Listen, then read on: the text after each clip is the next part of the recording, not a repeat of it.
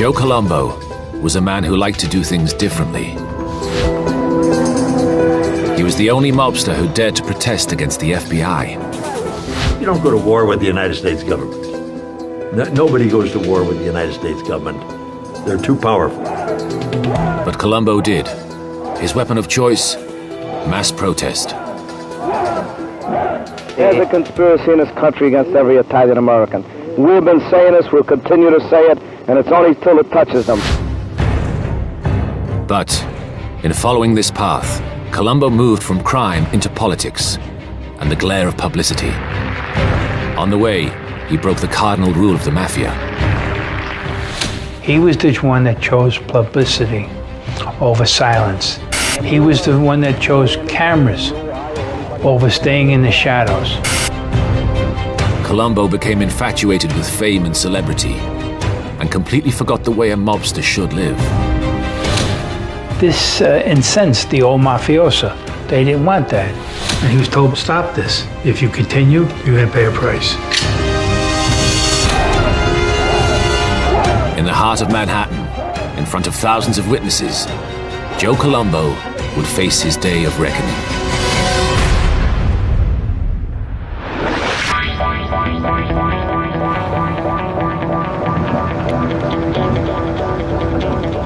Across the East River from Manhattan lies the borough of Brooklyn.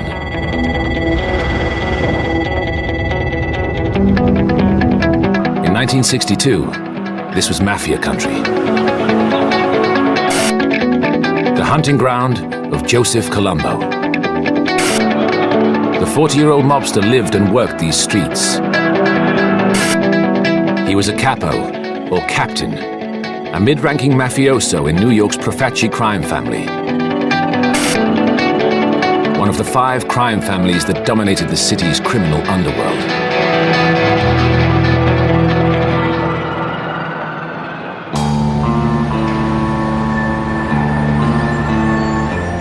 Then, in 1964, an event took place that would supercharge his career. Colombo was summoned by his Mafia boss to an important meeting. Joe Magliocco had a mission for him. It was a hit, and a particularly dangerous one. For Joseph Colombo, this was nothing new.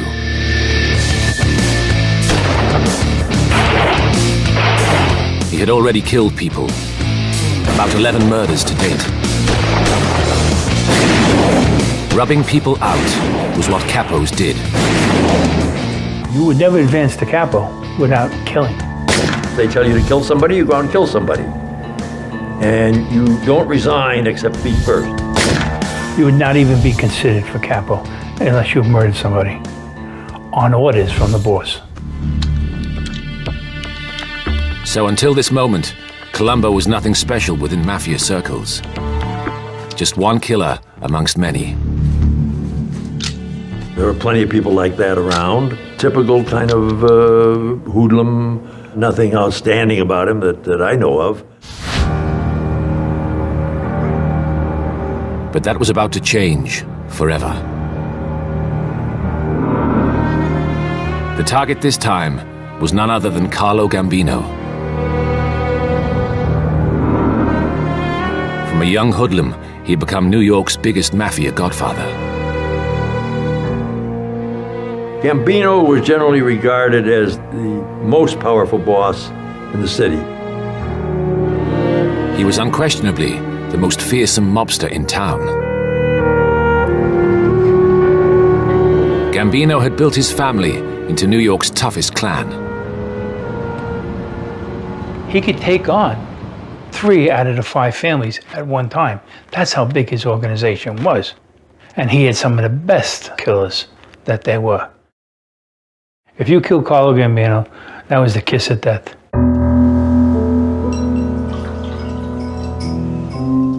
So, rather than kill Carlo Gambino, Colombo decided to tip him off.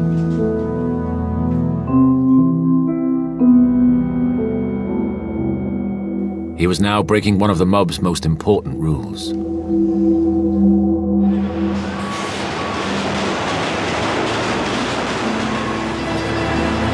Every Mafia family relies on unswerving loyalty from its members. This is one of the so-called 10 Commandments. Your family comes first. Always. You swear allegiance to that family and only that family. Nothing will come before your family, your Mafia. And everything else takes second place to it. But Colombo completely rejected this. He went straight to the man he'd been told to kill. Carlo Gambino.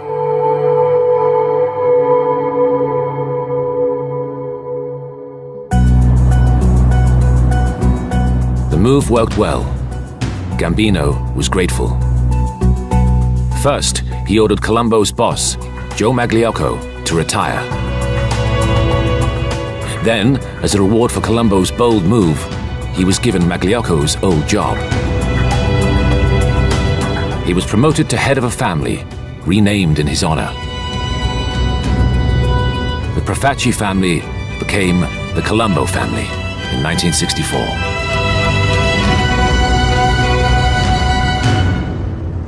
Sometimes if you want to advance, you have to make bold moves. Very bold, but it worked out. Colombo had made Mafia history. He became the youngest godfather in a generation.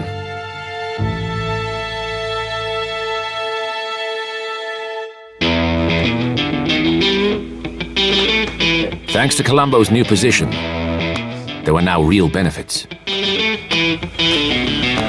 He could live off the proceeds of crime paid to him by his criminal family members. Well, if you're the godfather, you're the boss of the family, and depending upon the size of that family, all your capos have to be bringing an envelope up to you. Everything that is brought into the family is kicked up to the head of the family. Colombo eagerly took over the best money-making operations, and the cash rolled in. Anywhere where there was money to be made, you could find organized crime. They know how to make money out of just about anything. There was illegal gambling. Sometimes games were rigged to earn extra cash. Well, the gambling racket was basically, you could have a floating crap game or a poker game, and it could be moved anywhere within the city of New York. I mean, it had cocktail waitress and everything. It was a high-end roller, and it still goes on today. Colombo and his men didn't just make money from the bets, but also from loan sharking to gamblers or anyone who needed cash fast. Loan sharking, or Shylock loans, charged borrowers huge rates of weekly interest, known as the VIG. Basically, there are many people out there that need money, and banks would not that readily give them the money because they had no financial backing. Organized crime would. Of course, he would pay an interest on the money, almost 25 to 26%. If you miss a payment, they'll double the VIG. If you carried on missing payments, you could expect a beating, or worse. The loan shark book of any Mafia operator could run into hundreds of thousands of dollars of weekly income. It was an easy way to make cash on the street.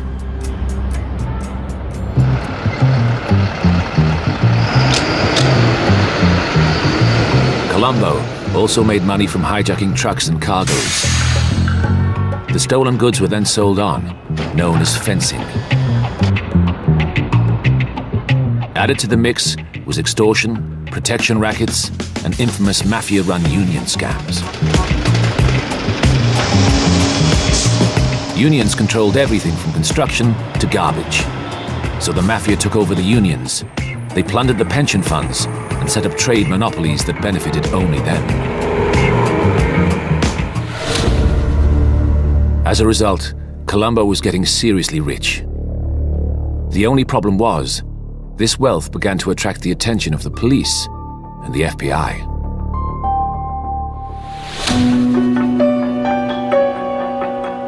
couple of years into Colombo's reign, the authorities started to look hard at organized crime in New York. In the previous decade, the police and FBI had been slow to recognize the threat posed by the Mafia.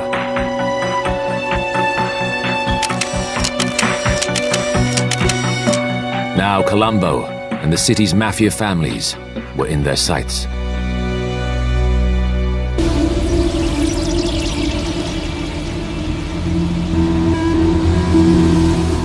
In September 1966, the FBI and Queens District Attorney's Office made its first breakthrough. A massive bust at the La Stella restaurant in the east of the city. La Stella is a restaurant on Queens Boulevard in Queens, and they brought in the mob chiefs from all over the country, and they all sat down and broke bread and went over their operations, and we were able to get information from an informant that they were all there, and we raided the place. The Queens District Attorney made a big deal of the raid. These are 13 of the top mob leaders in the country. Their meeting has nationwide implications in our opinion, and as far as we know, this is a unique meeting. We have never had such a meeting of top family leaders and gangdom leaders in this county to our knowledge. It heralded the start of a new fight back against the mob, and especially the New York families.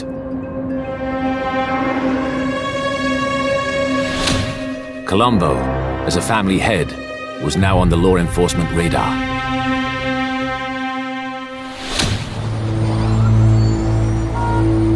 In 1966, he was subpoenaed to stand as a witness in a federal investigation into racketeering. It meant appearing before what's known under the American system as a grand jury. Well, everybody's afraid of what's going to happen in a federal grand jury because it forces people to come in to appear and give testimony, and now you lock them into that testimony. Colombo could no longer hide in the shadows. He was dragged into a very public arena.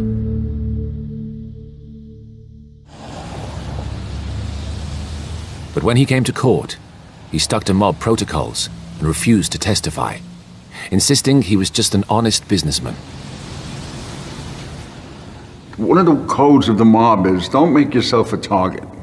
Don't make yourself to go out there and bring attention to you and to our operation, what they call our thing, Cosa Nostra. The code of silence is held by a lot of different groups. And the old bosses believed in keeping a low profile and your mouth shut. His strict observance of this tradition cost him.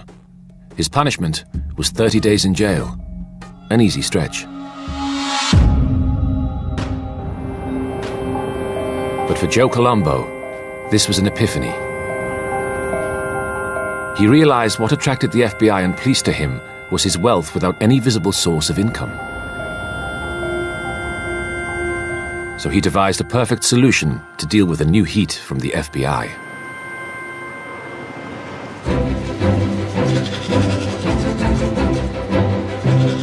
He would become an ordinary working Joe, and he passed down a diktat that all his family members had to hold down a real job too, a facade of legality. Colombo led by example. He worked as a salesman at Cantalupo Realty, based here at 86th Street in Bensonhurst, Brooklyn. On their books, the Godfather was a $35,000 a year employee. In reality, he conducted his Mafia business at the offices. Now, when pressed by the authorities, he could explain his lifestyle. And what a lifestyle it was.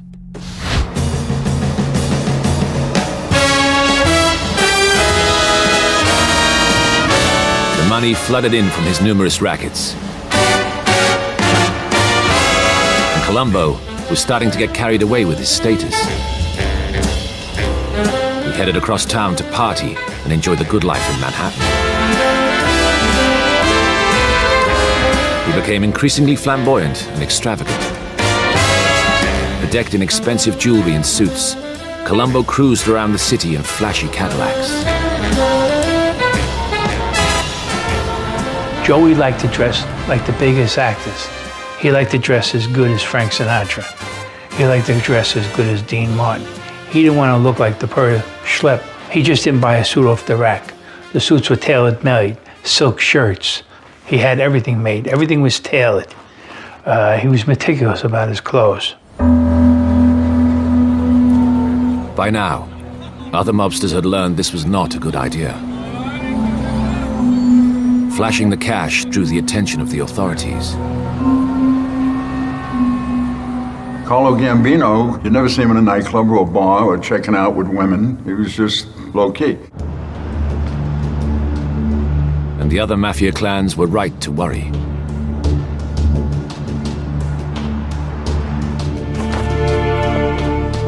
Colombo had reignited attention from the FBI and the income tax authorities, who started to look even more closely at his finances. $35,000 a year and tailor-made suits and shirts did not add up. So the FBI decided to go after Colombo.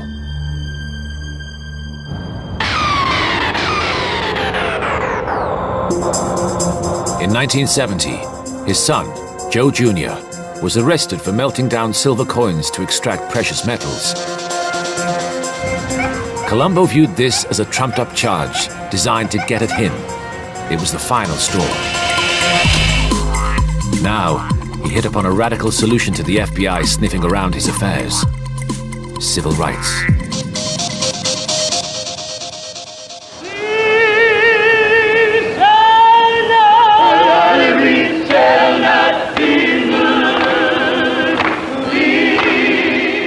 After all, this was a rich time for civil rights activism. Across America, street protest was flourishing.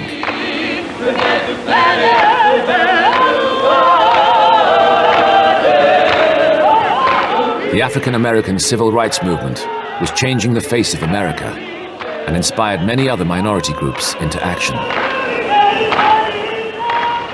We're going to walk together. We're going to stand together. We're going to sing together. We're going to stay together. We're going to moan together. We're going to groan together. And after a while, we'll say, freedom, freedom, freedom now!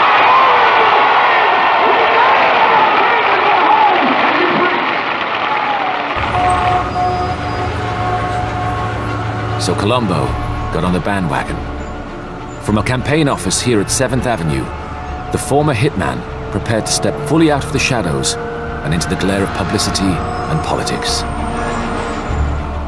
We feel that the people have had it, and the Italian people in particular, in the United States, which number 38 million, have been losing its identity as time has been going on, more and more and more so. He exploited the growing unrest in the Italian-American community of the time.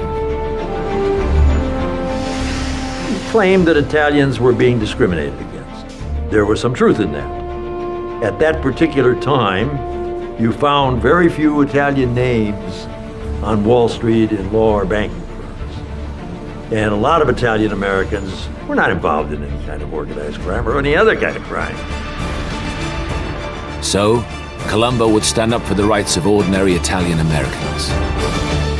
And he started in a way that nobody could have foreseen. In effect, he declared war on the FBI. So he began picketing FBI headquarters, which was then on the Upper East Side. It was a remarkable opening salvo, picketing the very heart of law enforcement in New York. He thought, if I claim that they're discriminating against me, I can either make them back off or slow them down. Day after day, a crowd of demonstrators harassed FBI agents coming and going, and accused them of unduly targeting men like himself, who were legitimate businessmen. Why the FBI? Why is the FBI, in your mind, persecuting the Italians? He used all his underlings, and we used to call them mooks, M-O-O-K-S, to stand out there and do the picketing for him. Well, it's obvious by just what everybody could read in the paper. Every time you see something, you see that the FBI is labeling Italian people belonging to an organization which they refer to as the Mafia. As far as we're concerned as Italian people, there is no such thing. It's a word that's been invented by the law enforcement agencies, and we don't feel it's right. The crowds grew, and media attention followed. Colombo reveled in it. There's a conspiracy in this country against every Italian American.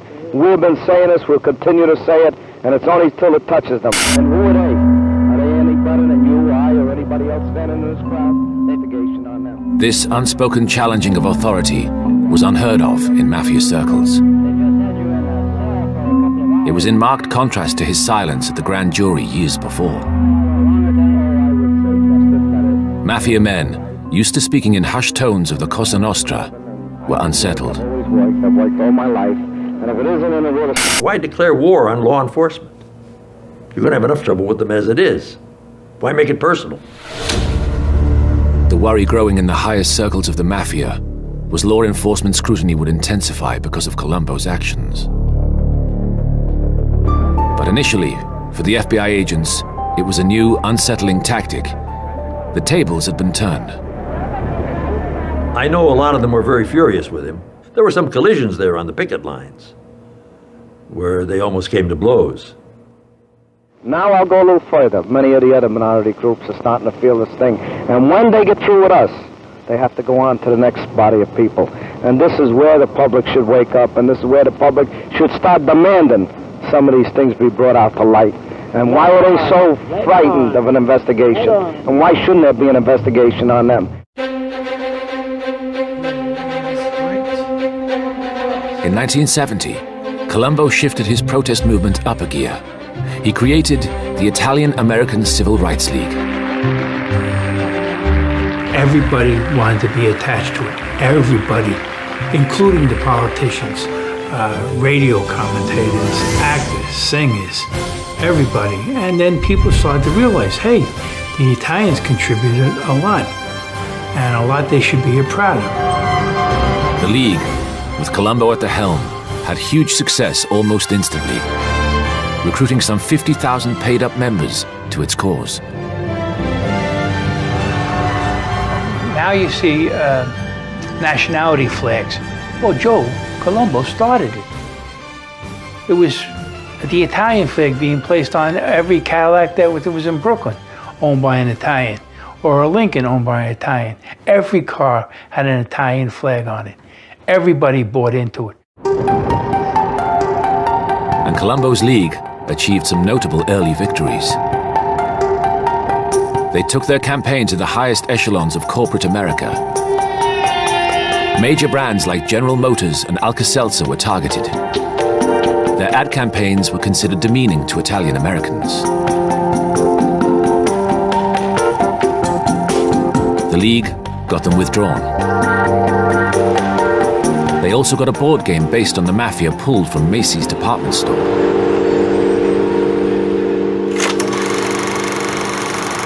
Even Hollywood felt the wrath of the League.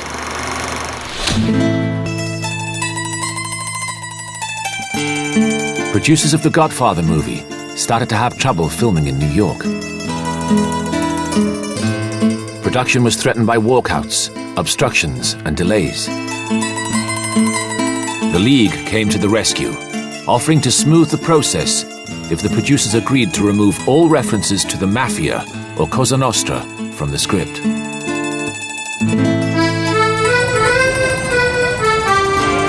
League captains then toured Italian-American neighborhoods to sell the idea of the film to skeptical residents. Finally, filming was allowed to continue uninterrupted on the landmark Godfather film.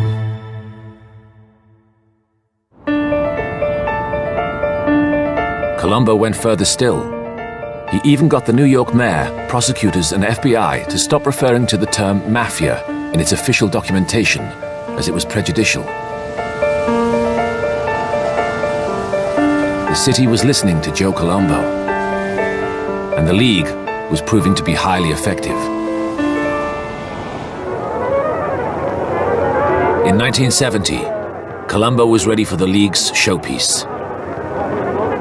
Its first Italian-American Unity Day rally, to be held in Columbus Circle in the heart of Manhattan.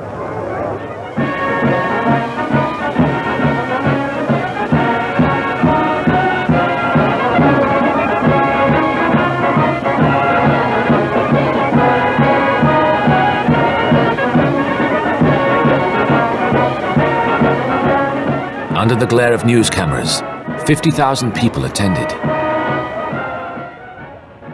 The city's traditionally bustling Little Italies were deserted. The other mob families reluctantly allowed Italian-American businesses to close for the day in solidarity.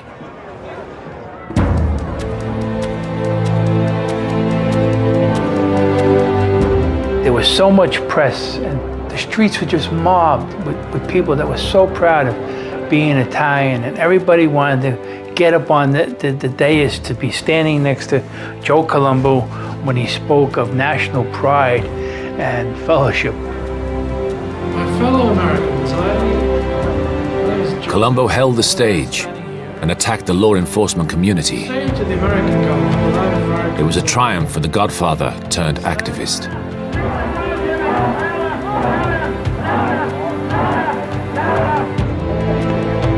In the wake of the rally, interview followed interview. He appeared on TV chat shows and in magazine articles. I mean, he gave press conferences to all the major newspapers, the Daily News, the New York Mirror, the Post. I mean, every newspaper wanted to hear from him. Publicly, he continued to describe the Mafia as a myth and promised to champion the rights of all minorities. Is the Italian-American Civil Rights League accomplishing the aims that were set for it? Oh, definitely. What has it done? How's it? It has helped, not me personally, but helped all people. It has helped people of all ethnic groups. It's helped children. It's helped elderly people. It's helped anyone that needs help. It's made people feel that there are no orphans, and anybody who would want help would only have to ask for it, and they would have it. Up until now, Colombo's League had preserved an air of legality. However, under Colombo, this positive gloss was wearing thin. Because he was still a mobster, and the League was just another money-making opportunity. American Civil Rights League was created by Joe Colombo to fight against discrimination. As far as that went, it wasn't a bad idea, but he was the wrong person to be doing something like that. He was the wrong person to be represented as a leader of the Italian-American community. In fact, Colombo was hijacking a legitimate cause.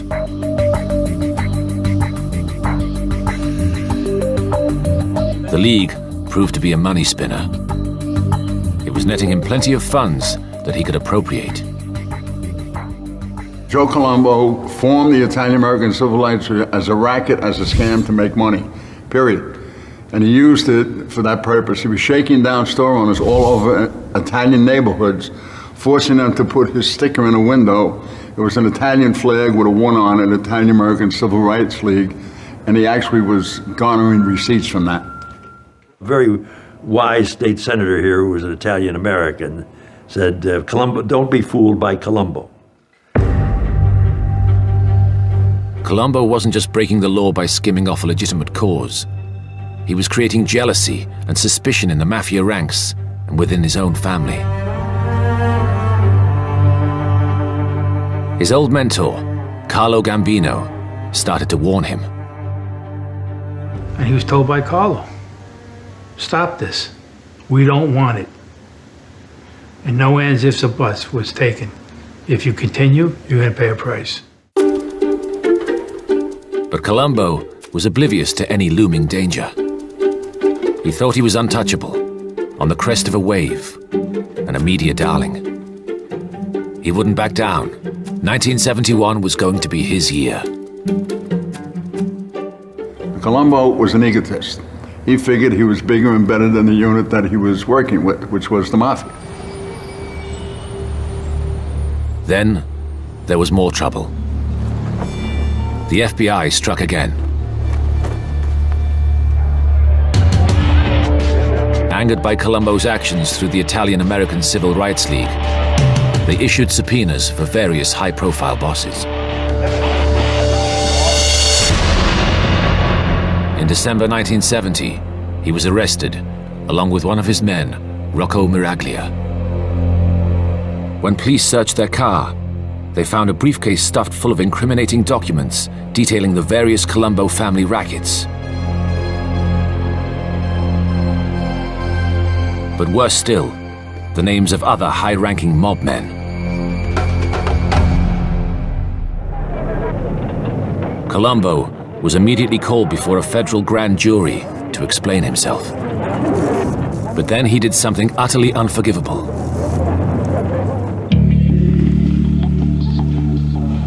Rather than keeping his mouth shut, like he had the last time he came before a grand jury, he adopted a different tactic and decided to talk his way out of it. He explained that the dollar amounts next to names were simply donations for his league. Carl, he explained, was none other than Carlo Gambino, reputed Mafia boss. The $30,000 next to his name was actually a donation to the league.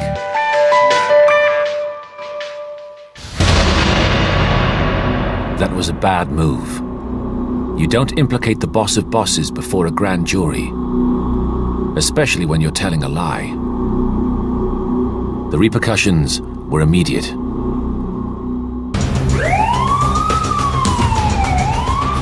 That same year, the police department moved in on the Mafia and federal strike forces combed the city. Even Carlo Gambino paid the price. He was arrested in 1970. It was clear that it was Colombo's loose mouth that had got him into deep trouble with his former protector and with the FBI. His behavior began to worry bosses like Carlo Gambino. This incensed the old mafioso. They didn't want that. They wanted silence. They wanted to stay in the shadows. And Joe was bringing them out. Joe Colombo's days were now numbered.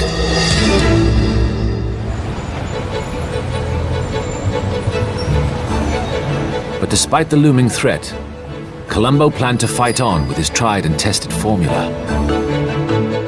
He would roll out the league across America. He even booked Frank Sinatra for a fundraiser at Madison Square Gardens. Politicians joined the cause, including State Governor Nelson Rockefeller. And he planned another showcase rally as a platform for his ever-expanding league.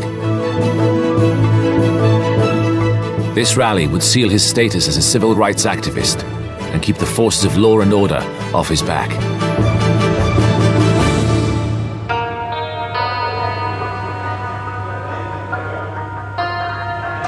But by now, his enemies inside the mob were stirring. An old adversary from his early days as family boss was waiting in the wings. Crazy Joe Gallo was watching events from prison with a critical eye. Joey Gallo was called Crazy Joe. And there was a reason for that, because he did crazy things. I'll give you an example of Joe Gallo's operation. They had a club on President Street in Brooklyn. And in the basement, they had a mountain lion that they used to intimidate victims, meaning gambling victims who owed them money or loan sharking victims. And if somebody didn't pay up, they'd just bring him to the club on President Street, open the door to the basement, and down at the bottom of the stairs would be this mountain lion, ready to, and they would do what they were told.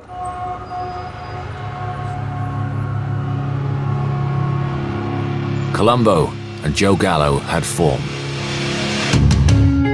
He and his brothers, Larry and Albert, known as the Gallo clan, had once tried to take over the Colombo family. In the 1960s, they led a bloody insurrection from their base here at President Street in Brooklyn, until Joe Colombo brokered a peace deal with Larry and Albert Gallo, while Crazy Joe was in jail. Now, Crazy Joe was itching to get back at old rival Colombo. The bottom line is jealousy. Gallo wanted to be the boss of the family, Colombo was the boss of the family, and Gallo wanted to take him out. Simple as that. Gallo needed soldiers for the forthcoming showdown.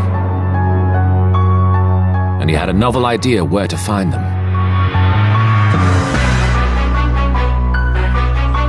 Behind bars, he had made contacts and alliances with African-American gangsters from East Harlem.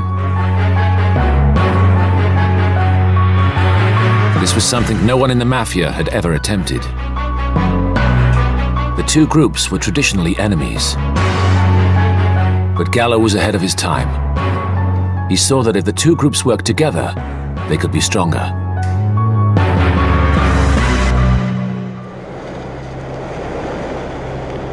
Then, in February 1971, Colombo's old enemy, Crazy Joe Gallo, was released after 9 years in prison. Publicly, he swore his Mafia days were over, and he renounced his criminal past.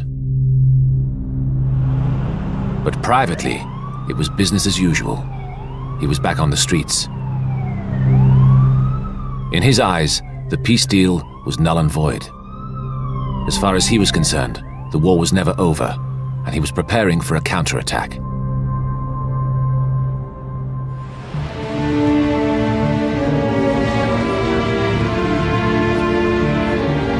So it was that the stage was set for the second Italian-American Unity Day rally, held in June 1971, at the same site as his triumph a year earlier, New York's Columbus Circle. They had a huge rally which attracted thousands and thousands of Italian Americans. This was Colombo's rally to rally the Italian people against the FBI and New York City Police Department and law enforcement in general.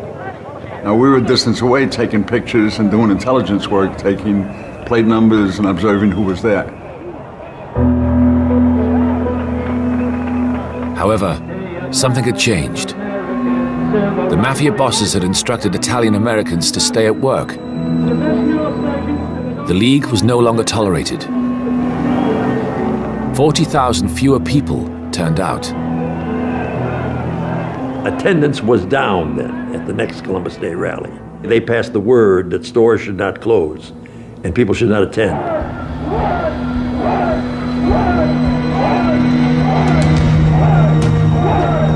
Just before noon, Colombo headed to the podium to speak. He was preparing to launch another stinging attack on the FBI. An African-American news cameraman with press credentials approached. As the journalists grabbed Colombo's attention for a soundbite, the newsman moved forward.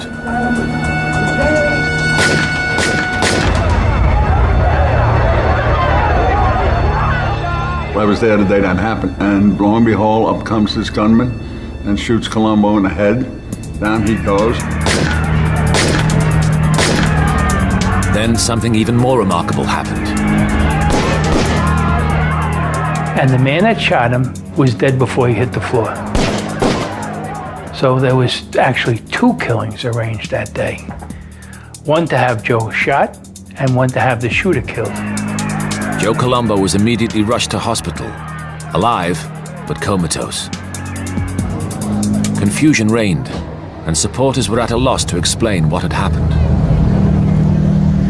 You know, he was down on the ground and there was blood on his right cheek. And, it's incredible. You don't expect to see these things in the course of covering a story. And the shots kept coming, and, and I was standing like, 3 feet or less, and then I started to run. And I heard somebody else's shot, but I wasn't there. I ran. As far as I know, Joe is in Roosevelt Hospital in critical condition with 2 shot wounds, one in the chest and one in the head. And I understand one of the perpetrators is dead. You know who did it? I have no idea. I have no idea who did it. Did you see it? No, I did not see it. I was standing behind the stand when it happened.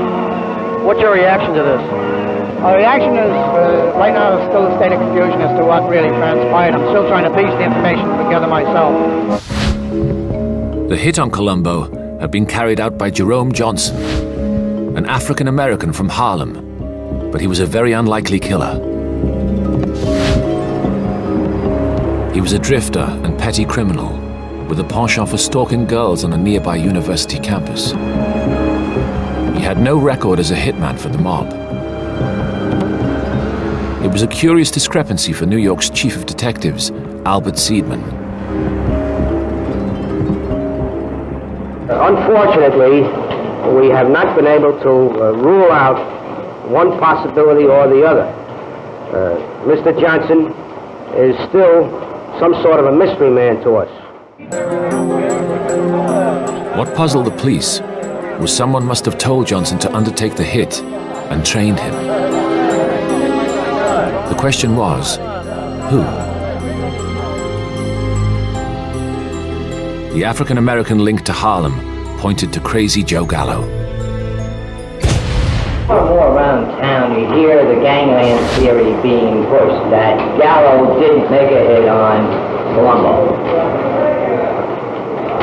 This is merely conjecture and rumor, but there is no basis to any of it, as far as we have been able to learn thus far. The simple truth was that other senior Mafia figures must have been at work. Because for over 50 years, no one could be killed without the approval of the Mafia's governing body, the Commission. Every family had a seat on the Commission. If they had to kill somebody, they had to go to the Commission, and the Commission had to vote on it. This would prevent wide-scale killing and trying to take over different families. Under its rules, no family head can be rubbed out without the agreement of the other Commission members. The idea was the head of each family had an equal say on how decisions were taken. It was democracy, Mafia style. First place, you're supposed to have permission of all the other bosses to kill a boss. That's just simple. But bosses can't allow bosses to be killed without the permission of the other bosses. Otherwise, none of them are safe. Many therefore concluded that Gambino had to be somewhere behind the hit and had sold it to the Commission. I don't think there was much crying in the Gambino camp or the Gallo camp when Joe Colombo was so seriously wounded.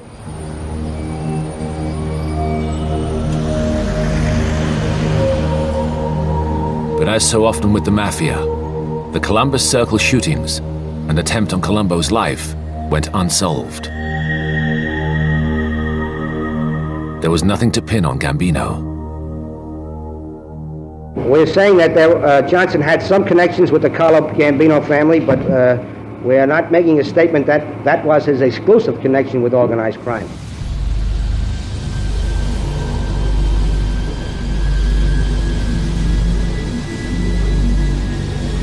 The one man who might know the truth was Crazy Joe Gallo. 11 months later, Crazy Joe was eating with his friends at a seafood restaurant to celebrate his 47th birthday.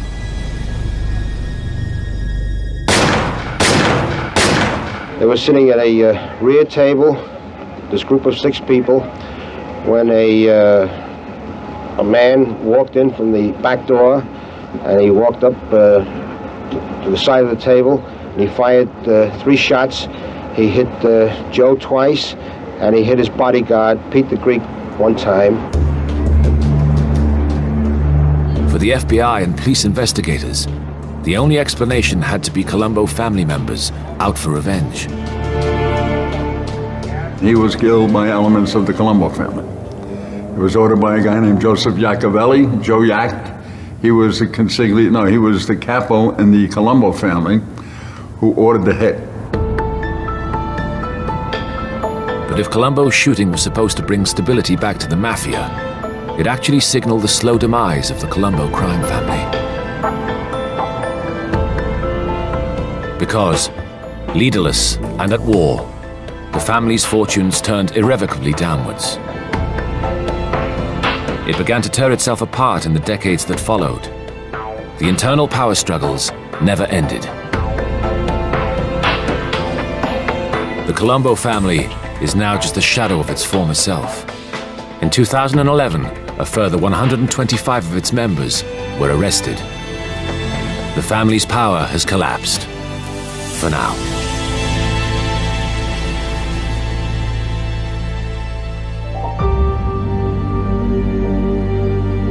As for Joe Colombo, none of this mattered. He never recovered from that day at the rally.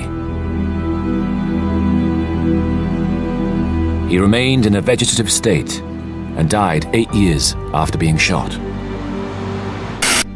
Funeral services were held today for one of America's leading crime figures, Joe Colombo.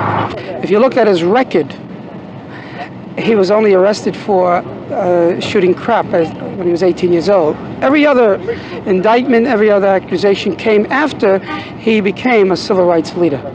And that was another indication on how the media, particularly, champion what law enforcement often gives them. Joe Colombo has left his mark in American society. He died a maverick godfather, a former killer who had dared to do things differently. But by taking on Mafia rules and fighting the FBI at the same time, it was a battle he could never win. His picking in the FBI building at police headquarters was kind of stupid. You know, you're not exactly dealing with the faculty at Harvard. Perhaps his biggest mistake was to find the world of civil activism more intoxicating than running a crime family. For a while, he got away with it. People who should have known better joined his committees. He was using civil rights as a shield. In my opinion, he was the fool. Fame would offer Joe Colombo no protection from a failure to obey the most fundamental Mafia principles. All Joe Colombo's troubles were brought on by himself. I mean, if he had followed the rules of the mob, particularly the mob bosses, and stay out of the limelight and just operate your business and bring money in, he never would have had a problem. But because he became flamboyant and he got his ego swelled, he decided to go out into the public world, which was a major error.